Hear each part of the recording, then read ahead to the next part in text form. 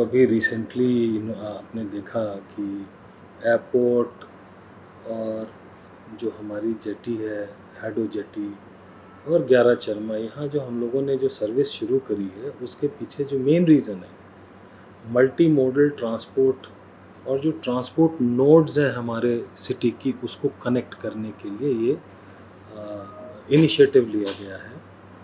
आपको पता है हमारे जो पोर्ट ब्लेयर है वो एक आइलैंड सिटी है जिसमें हमेशा कंजेशन और ज़्यादा व्हीकल्स होने की एक वो बनी रहती है। हमारे पास कंजेस्टेड स्पेसेस हैं, तो हमारे लिए ये आवश्यक है कि हम मास ट्रांसपोर्टेशन के ऊपर फोकस करें। मास ट्रांसपोर्टेशन हम तभी अचीव कर पाएंगे जब हम वो सुविधा अपने सिटीज़न को दे पाएंगे। इसी पूरे प्रोसेस का ये एक छोटा सा अंग है जिसमें जो हमारा नया वीर सावरकर इंटरनेशनल एयरपोर्ट है, वहाँ से जो हैडो जेटी है जहाँ से maximum inter island transportation facilities है, वो सारी शिप्स जाती हैं।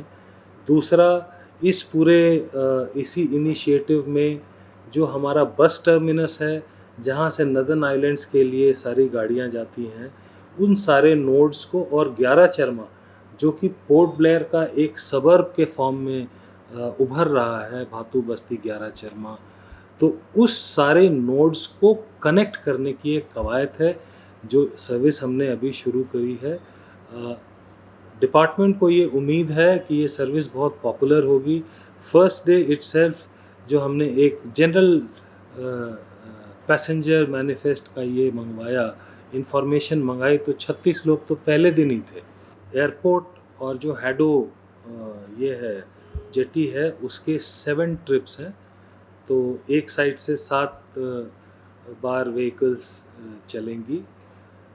एयरपोर्ट और 11 चरमा के 4 हैं, 4 ट्रिप्स हैं, मैंने 4 बार राउंड ट्रिप होगी। और एयरपोर्ट और बस टर्मिनस का, अगर एयरपोर्ट बस टर्मिनस हम लेंगे तो 5 है, बट इसमें से 2 एडिशनली हम और ट्रिप्स लगा रहे हैं जो बस टर्मिनस को कनेक्ट करती हुई हैडो जाएगी। सो अगर आप देखें तो एक कॉम्प्रिहेंसिव ट्रिप्स का हमने ये किया है, जिसमें हमने एयरपोर्ट अथॉरिटी से बात की, जो हमारे फ़्लाइट्स की लैंडिंग का टाइम है और जो हमारे इंटर आइलैंड शिप्स के जाने के टाइम्स हैं और जो हमारे बसेस जो यहाँ से जाएंगे अर्ली मॉर्निंग वाले, उनके हिसाब से ये सारा मतलब टाइमिंग्स को एडजस्ट किया हुआ है, ताकि मेनलैंड से आने वाले फ़्लाइट से कोई भी पैसेंजर जो कोई डिगलीपुर जाना चाहते हैं, माया बंदर, रंगत एट्सेट्रा जाना चाहते हैं, या जो हमारे टूरिस्ट हैं जो हैवलॉक जाना चाहते हैं, नील जाना चाहते हैं, उनको हैडो जेटी से, या कोई लोकली अपना ट्रांसफ़र जिनका होना है, जो चाहते हैं लोकल किसी एरिया में जाना चाहें, तो वो बस टर्मिनस से जा सकते हैं। तो इन सभी चीज़ों को ध्यान में रखते हुए हम लोगों ने इस तरीके की एक सर्विस शेड्यूल करी है।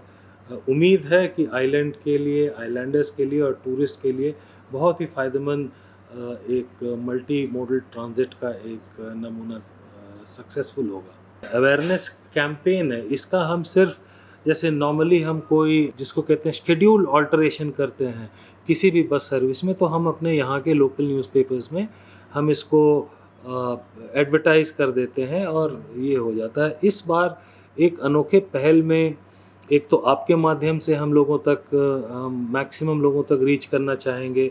दूसरा, एयरपोर्ट्स के अंदर हम टाइमिंग्स की स्टैंडीज़ लगा रहे हैं अराइवल डिपार्चर लाउंज में, ताकि लोगों को पता रहे। दूसरा, जो हमारे पीएमबी का हैडो जेटी पे पैसेंजर हॉल है, वहाँ पे भी ये सारी टाइमिंग्स रहेंगी कि जाने वाले पैसेंजर को और आने वाले पैसेंजर को इस चीज़ का इल्म हो कि भाई इस टाइमिंग्स पे बसेस यहाँ चलती हैं। इसको हमने अभी, जो हमारा टूरिज़्म का ऐप है, टूरिज़्म डिपार्टमेंट का ऐप है, जिसमें आपके सारे डिटेल्स हमारे अंडमान निकोबार आइलैंड्स के tourist places of tourist interest के जो इम्पोर्टेंट इन्फॉर्मेशन सारी दी जाती हैं, उस ऐप पे भी इसका एक स्टैटिक लिंक हम होस्ट कर देंगे, जिससे जो भी उस ऐप को देखेगा उसको ये पता होगा कि एयरपोर्ट से एक ये सुविधा अंडमान निकोबार में पोर्ट ब्लेयर में अवेलेबल है। जो एक कंफर्टेबल, रिलायबल और सस्टेनेबल, चूँकि इसमें हम इलेक्ट्रिक बसेस का यूज़ कर रहे हैं, रिलायबल और sustainable environmental friendly bus service की एक फैसिलिटी उनके लिए अवेलेबल है। देखिए, चार्ज हमारा ये कॉमन चार्ज है, 30 रुपीज़ का चार्ज रहेगा। 30 रुपये का इसमें जो कॉस्ट ऑफ द टिकट जो हमने प्राइस किया है वो 30 रुपया किया है, अकॉर्डिंग टू जो हमारा अप्रूव्ड बस फेयर्स है उसके हिसाब से हमने किया हुआ है इसको। देखिए, जब ये सर्विस हमने कंसीव करी थी, इस सर्विस की डिमांड बहुत थी। जहाँ तक मुझे याद आ रहा है कि दूरदर्शन से एक इंटरव्यू में भी इस मुद्दे को उठाया गया था, और ये जो सारे मुद्दे उठाए गए, उसके बाद एक कंसल्टेशन का दौर शुरू हुआ। कंसल्टेशन में हमारे 3 ये हैं बेसिकली स्टेक होल्डर्स हैं अगर आप देखें तो। एक तो एयरपोर्ट अथॉरिटी ऑफ इंडिया है, जो कि यहाँ पे एक एयरपोर्ट डायरेक्टर उसको हेड करते हैं। फिर हमारी जो पोर्ट मैनेजमेंट बोर्ड है जो सारी जेटीज़ को हेड करती है, वहाँ पे हमारे सीपीए होते हैं, चीफ पोर्ट एडमिनिस्ट्रेटर। तो तीनों को के साथ एक मीटिंग करके उनको ऑन बोर्ड ले करके और उनके जैसे सहमति से कि ये बस की पार्किंग कहाँ पे होगी, किस जगह पे जा कर के पैसेंजर हॉल के बाहर किस जगह पे ये जेटी पे हेडो पे खड़ी होगी, या एयरपोर्ट पे किस जगह पे किस बे में हमारी ये बसेस पार्क्ड होंगी, ये सारी चीज़ें पहले स्टडी की गई। उनका एक ट्रायल रन टाइप का किया गया, और फिर जब ये सारी एजेंसीज ऑन बोर्ड हो गई तब हमने इस सर्विस को शुरू किया। हाँ, हमारे पास EBTMs होते हैं, इलेक्ट्रॉनिक बस टिकटिंग मशीन्स होती हैं, जिससे कोई भी पैसेंजर जो इसको ऑन बोर्ड करेगा वो वहीं पे उसको वो टिकट मिल जाएगी। अगर इसका रिस्पांस बहुत पॉजिटिव आता है तो हम डेफिनेटली इसका ट्रिप एनहांसमेंट भी करेंगे, इसकी डेस्टिनेशन एनहांसमेंट भी करेंगे, और इसकी जो सर्विस नंबर ऑफ बसेस की इन्वॉल्वमेंट जो है उसको भी इंक्रीज़ करेंगे। क्योंकि ये जो हमारा वीर सावरकर इंटरनेशनल एयरपोर्ट है, बाहर से आने वाले लोगों के लिए और यहाँ से बाहर जाने वाले लोगों के लिए द ओनली ट्रांसपोर्टेशन हब है एक तरह से देखा जाए। तो इसको हम बहुत ही सुदृढ़ करने की हमारी कोशिश रहेगी। देखिए, ये एक इंटीग्रेटेड अप्रोच है जिसमें फोकस बोथ आइलैंडर्स और टूरिस्ट्स दोनों के ऊपर है।